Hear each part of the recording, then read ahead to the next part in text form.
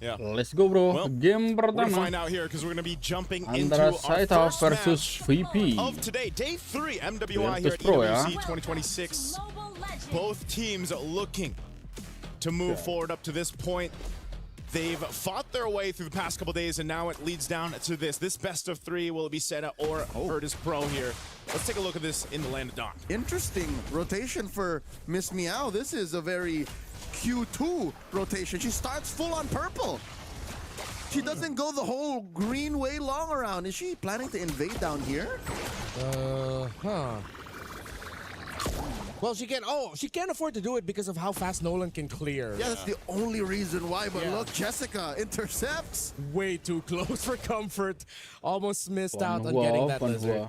Well, luckily Nolan does farm pretty quickly. She's going to make her way to the orange buff. She'll take that. There's still a whole lot of, this way to go ahead and do that. And in the jungle is you rotate well. You get that double buff on the Nolan. You know your damage output early on is it can convert an early first blood. The YSS on the other hand for Zhou, she can do the same thing. Ooh, I like the rotation here by Virtus Pro. A little adjustment, but they were still able to secure all of their green camps. But of course, Saeta has a little bit more control on the river as well with a cha-cha between the Grok and the Belerick seeing each other. I don't think we're going to see anything up until the turtle spawns, but Saeta is trying to make an attempt for the glue at the bottom lane, but Rafa plays it safe and hugs the tower. Okay, this looks like it's going to be one of those things in the early game where you're just fighting for that first turtle. Yeah. There wasn't that same pressure that we see in the mid lane break out into either battle spells being burnt or a potential first blood. So in that case, it's just, let's set up for this turtle. It's spawning now. They've got some level 4s, but not exactly. Oh my lord, Jessica! Little lucky to survive, Miss Meow! Hiding beneath it, but Zhou finds her. First blood for Saeta. Rafa flickers back, RWM stops her. Name swipes away. VP are a woman down. This is not looking good for their turtle take chances. Yeah, I felt like it was going to happen because Rafa was frozen out of the minion wave. Saeta was controlling it. But because Virtus Pro needed to clear the mid, it was Miss Meow's job to go down to the bottom, and they mistimed it. Zhou secures purple here in jeopardy. The mount and the pull on Fanhua. She should be fine. Yeah, she's tanky enough. But those, oh no. Ultimate pop by Livin. I think she really wanted to get that stun off. The slow ticking on Fanhua. She's going to be fine, though. Hey, man, the tree doesn't like the fire. Oh, that's why you drafted that way. Maybe they expected the tree to come out. That's why they picked up a Belerick. Belerick. That sounds logical. That's preemptive. That's a stretch. Hey, just wait till she has the Ice Queen wand. You know, this is what we saw with the Belerick, though. The pick where it's just you're like perma slowed, you're being stunned, and you're burning. You're burning. That's why theoretically it's just good to pack it up against a Belerick. Belerick. You're right. I guess. I'm pretty sure Nice you said it like that one time. I probably did at some point. Look at this potential play up top.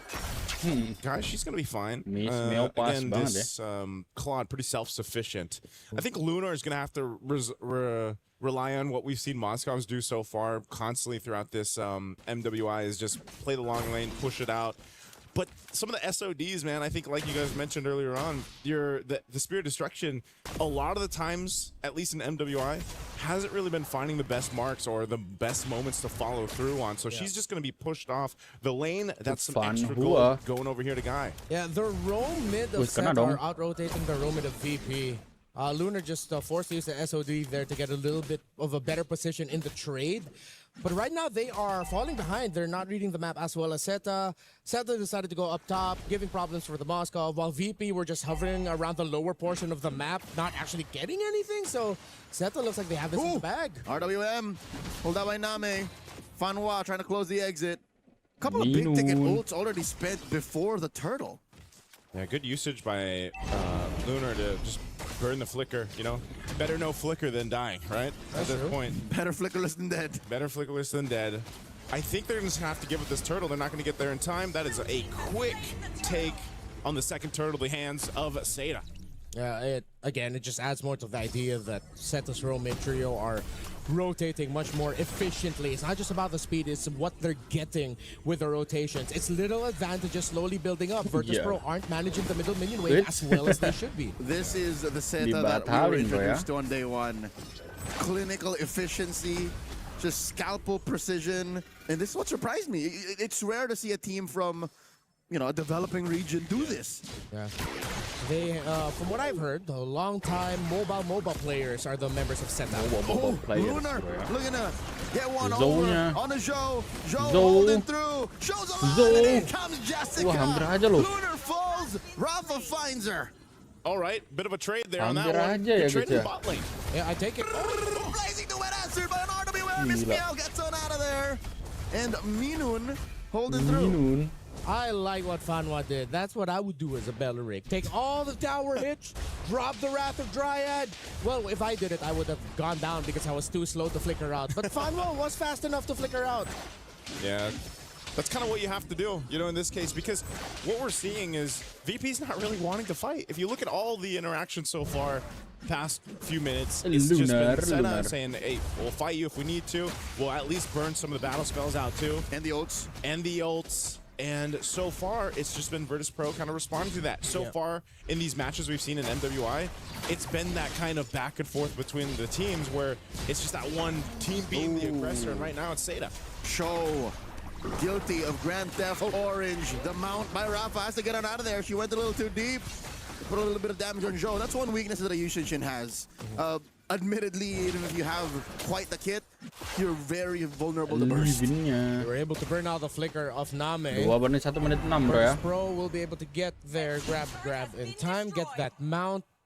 And I think it would be, it's going to be better for them if they just give this up and get some semblance of map control by taking the tower up top, get a little bit more farm. You can see how devastating it was for the overall rotation of Virtus.pro when Miss Meow went down early.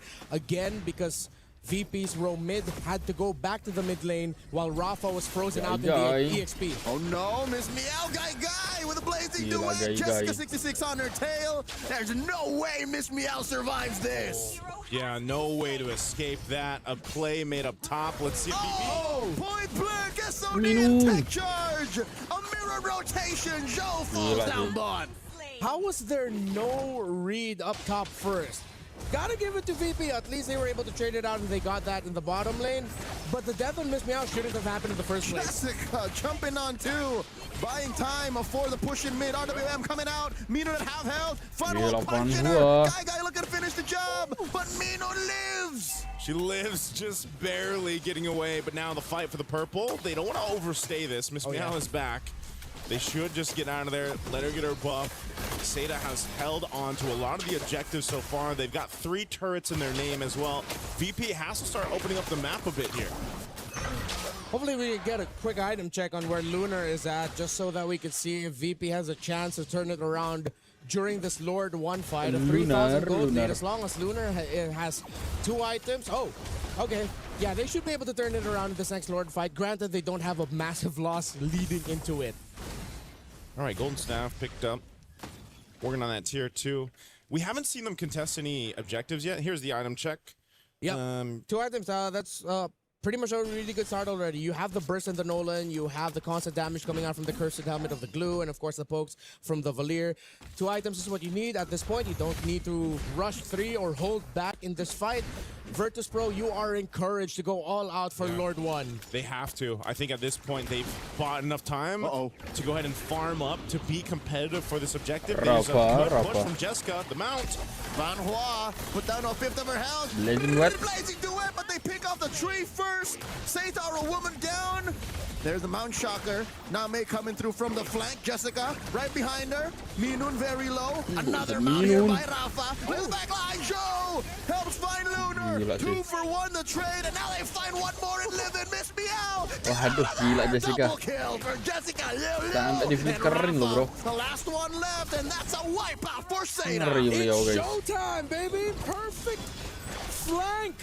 Virtus.pro thought they were happy with the kill onto Fanhua, but then they were instantly sandwiched by Saeta, led on by Zhou. I thought at first that Saeta wasn't respecting VP, but no, Saeta knew that they still had a chance to turn it around even without their roamer, because again, Jessica has the most busted EXP laner in the current metagame. Not just that, but to see the discipline to hold on to the real-world manipulation from Name there.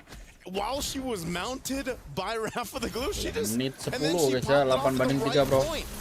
The reason as to why I think every day I believe that Esmeralda is overtuned all the more is the fact that before that fight, Jessica did not have a single fully defense item.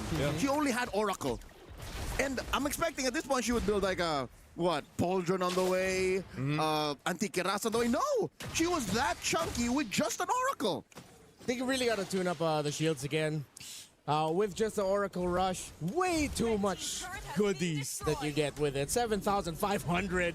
This was around 2-3 earlier. Saeta just got everything. This is going to be a really tough defense for Virtus.pro. They're going to have to commit and overcommit certain heroes just to clear comfortably. But so far, they've been handling the minion wave somewhat okay. Amount sharp used. They want to take down the space turret if they can. Half health still on that Lord. A wave still pushing up mid. Oh my lord, look at the damage! RWM! Rafa with the mount, Fanhua gets taken down! But Rafa will be traded out for 1-for-1.